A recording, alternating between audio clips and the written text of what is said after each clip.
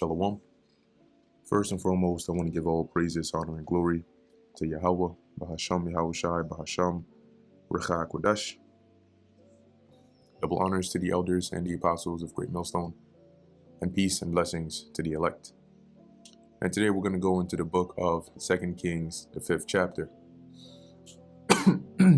And as we'll see in this chapter, once again going into some of the deeds that were done by Elisha, but also a good lesson to be learned concerning greed here in this chapter. So this is 2 Kings chapter 5 verse 1. Now Naaman, captain of the host of the king of Syria, was a great man with his master, and honorable, because by him the Lord Yahweh had given deliverance unto Syria. He was also a mighty man in valor, but he was a leper. And the Syrians had gone out by companies, and had brought away captive out of the land of Israel a little maid, and she waited on Naaman's wife. So here you have, we know that throughout this time period there were some back and forths between Israel and Syria, right? So they weren't necessarily allies, right, per se, but they weren't currently at war at this time. Though, you would have those certain, whether it's raids you want to call it or whatever, as it mentioned here, they went out by companies, groups, and in this case into some territories of Israel, and ended up bringing this little maid here. Now let's actually look into this word. See if we have little and maid. So for little we have Quatan, and it says here young, small, insignificant, unimportant. And then we have here maid. We have Na'ira. So it says girl, damsel, female servant, a young woman, marriageable young woman, concubine, prostitute, maid, female attendant, so on and so forth. Cool. So you had this little Israelite, right, young woman, and as it says, and she waited on Naaman's wife. Now, waited here meaning like she served Naaman's wife. Whatever it is that she needed, that's what she would get for her. Similar to how you go to a restaurant and they have waiters, right? They basically sort of wait upon your request and your order or whatever, and then they take that and serve you. And she said unto her mistress, would God my Lord were with the prophet that is in Samaria, for he would recover him of his leprosy. So in other words, if only the Lord here being Naaman, right? If only Naaman, or Naaman, however you want to say it, was in Israel, he could have had his leprosy healed by the prophet that was there. And she was referring there to Elisha. And one went in and told his Lord, saying, thus and thus said the maid that is of the land of Israel. And the king of Syria said, go, and I will send a letter unto the king of Israel. And he departed, and took with him 10 talents of silver, and 6,000 pieces of gold, and 10 changes of raiment. And he brought the letter to the king of Israel, saying, now when this letter is come unto thee, behold, I have therewith sent Naaman, my servant, to thee, that thou mayest recover him of his leprosy. And it came to pass, when the king of Israel had read the letter, that he rent his clothes, and said, am I God, to kill and to make alive, that this man doth send unto me to recover a man of his leprosy? Wherefore consider, I pray you, and see how he seeketh a quarrel against me. So the king of Israel, upon hearing this, was like, upset, because he's like, pretty much like, what's this guy's deal? It's almost like trying to find a way to start something. How do you expect me to heal somebody of his leprosy? I'm not the Most High. I don't have that kind of power. So what happens if I can't do it? Then you're going to seek a reason to come back and forth. Verse 8. And it was so, when Elisha the man of God had heard that the king of Israel had rent his clothes, that he sent to the king, saying, Wherefore hast thou rent thy clothes? Let him come now to me, and he shall know that there is a prophet in Israel. So Naaman came with his horses and with his chariot, and stood at the door of the house of Elisha. Now you have to imagine here, right? This individual, this man, this Syrian, he is the captain of the host. So he is a man of importance amongst the Syrians.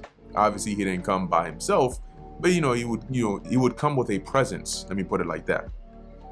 So he's here at the door of Elisha's house, and Elisha sent a messenger unto him, saying, Go and wash in Jordan 7 times, and thy flesh shall come again to thee, and thou shalt be clean.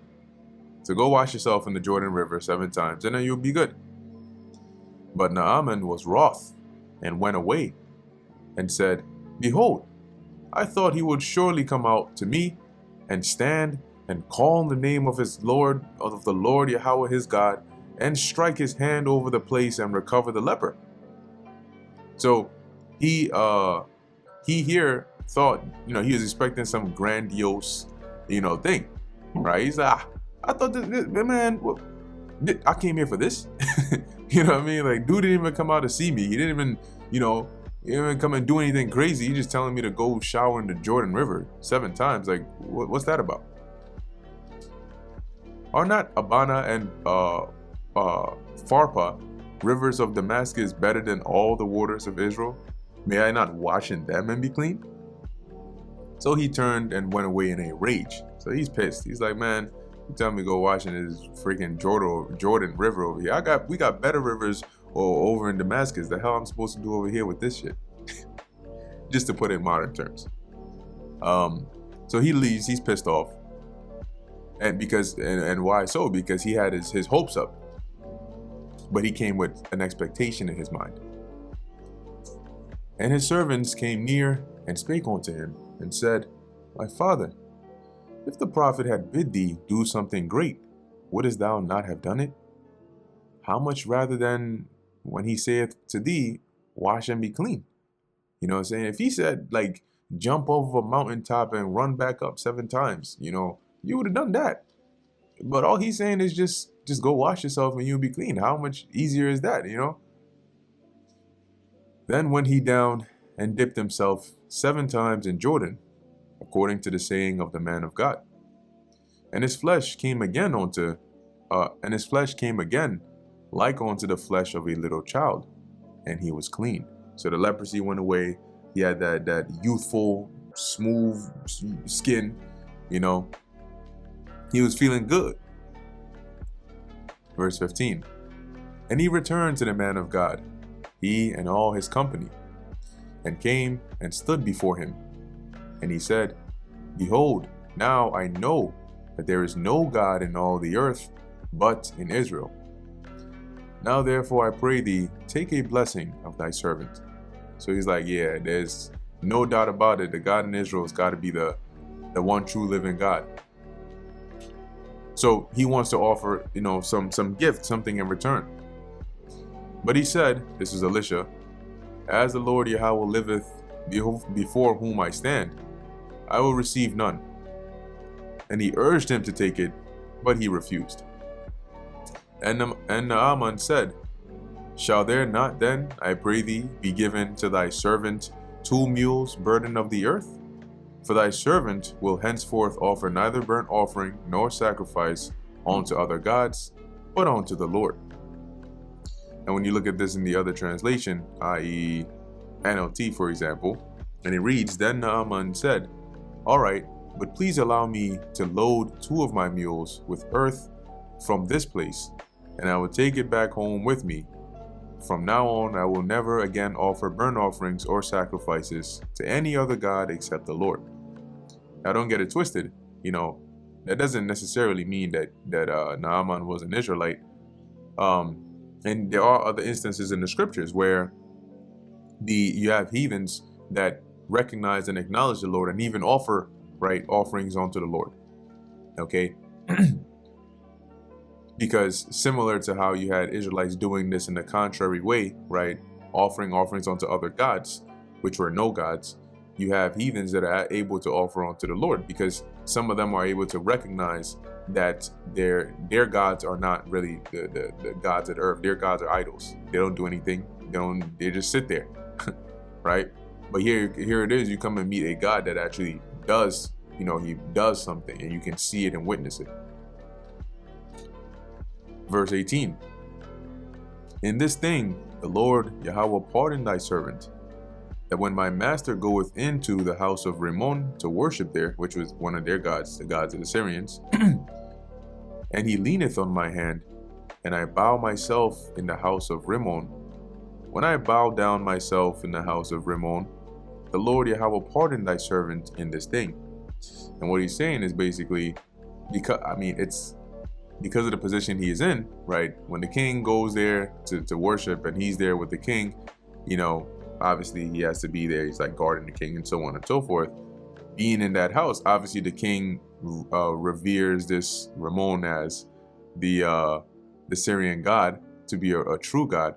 So Naaman has to do this out of sort of like a customary, he has to do this out of a sort of just going through the motions here.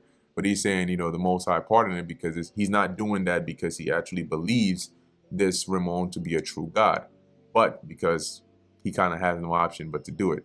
Lest the king take it as disrespect, then there's a big problem here. All right, so he's saying, I'm doing this in action, but not in heart.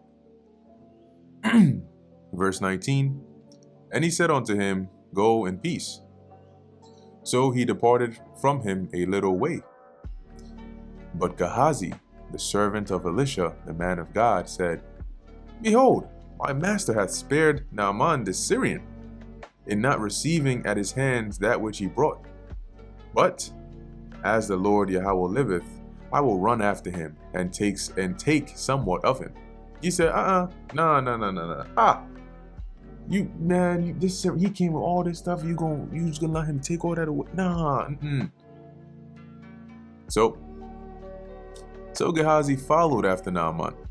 And when Naaman saw him running after him, he lighted down from the chariot to meet him, and said, is all well? And he said, all is well. My master hath sent me, saying, behold, even now there be come to me from Mount Ephraim 2 young men of the sons of the prophets. Give them, I pray thee, a talent of silver, and 2 changes of garments. And Naaman said, be content, take 2 talents. He said, I'll give you one even better. Here, take 2. And he urged him, and bound 2 talents of silver in 2 bags. And a talent, as we've gone over many times, you can look that up, is a lot. Okay, it's a lot. With 2 changes of garments, and laid them upon 2 of his servants, and they bare them before him.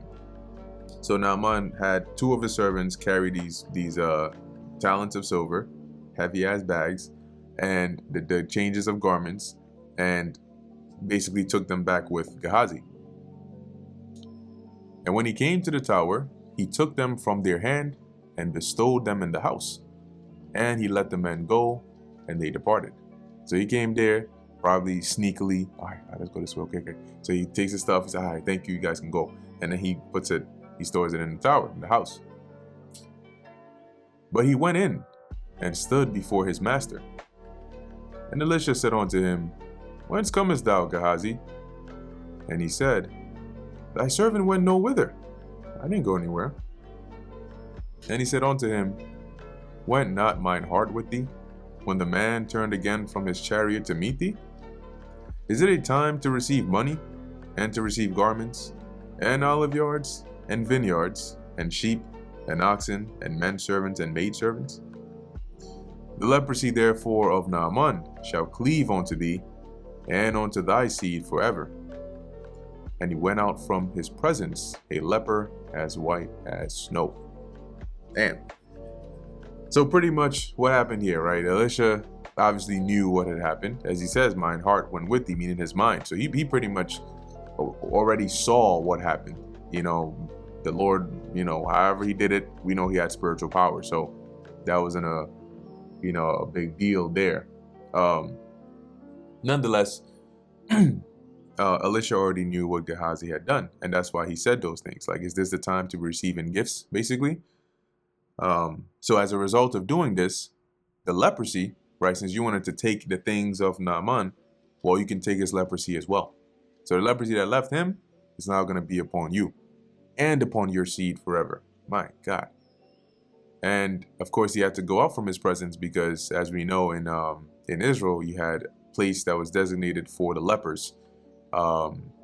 Specifically, I believe, for like the unclean lepers, because there's a clean leper and there's an unclean leper.